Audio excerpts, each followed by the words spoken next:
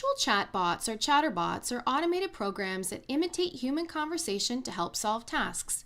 They can communicate through text message, be integrated into websites, or instant messaging. They come in two different forms: simple, which means that they work on pre-written keywords that the user must ask a specific keyword in order for the chatbot to respond, or they can be smart, meaning that they can rely on artificial intelligence. Chatbot technology has been around since 1966 when a computer scientist at MIT wrote the first conversational bot called Eliza. The intent of Eliza was to show the superficial nature of communication between man and machine. However, a number of participants attributed feelings to Eliza.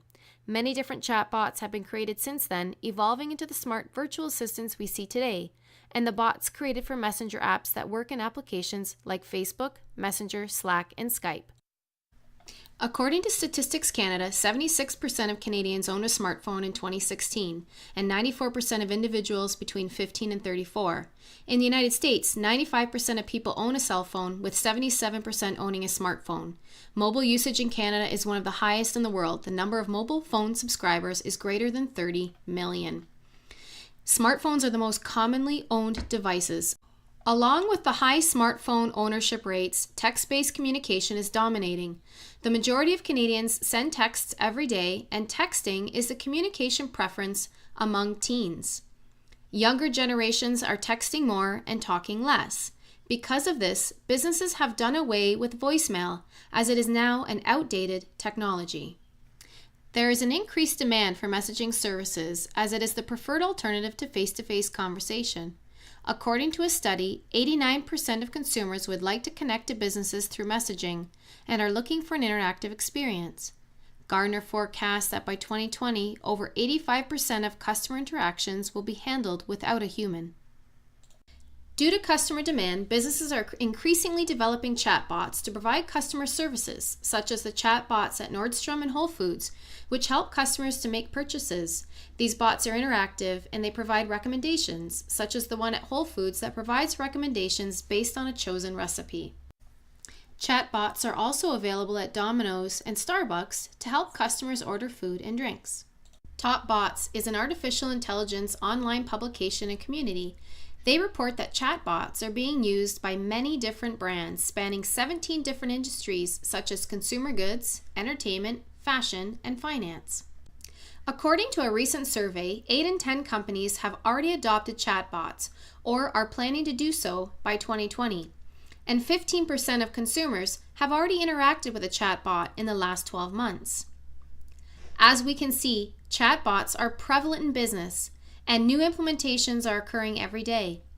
But what about education? How are they being used there? Chatbots are used for the administrative function like admissions process. Georgia State developed their Pounce app based on AdmitHub to support students through the admissions process at a low cost. In the first year, 99% of the 50,000 messages were handled by Pounce, and 94% of students would recommend the chatbot to future students. Alex is a chatbot developed by the Technical University of Berlin to help students build their class schedule. Instead of searching through online timetables, students can type questions to Alex, asking when classes are and who their teachers would be. Alex can follow up questions to make sure students have the correct information. Alex provided the information quickly and in fewer steps, and completed a request in 1 minute compared to 5 with the old system. Ashok Goel, a professor of Georgia Institute of Technology, co-developed a bot called Jill Watson, along with IBM, to help moderate questions in a graduate-level course. Typically, teaching assistants receive 10,000 questions per semester. Jill Watson, the virtual TA, was trained on 40,000 posts and worked along with human TAs. Jill answered 40% of the questions asked and only responded when she was 97% confident in an answer. The students in the courses were not told about the bot until the end of the semester and were quite surprised she was not a human. The Super Memo program is an algorithm developed based on research stating that there is an optimal time to practice what you have learned. The bot asks questions and measures an individual's recall. It provides a rating and can help students with their long-term memory. There are many other applications of chatbots being used in education, such as in essay scoring, feedback, personalized learning, and technical support. Studies performed comparing essay grading between bots and human graders had a rate of agreement of 94.5%. Hubert AI is a bot that's used for student feedback and teacher assessment.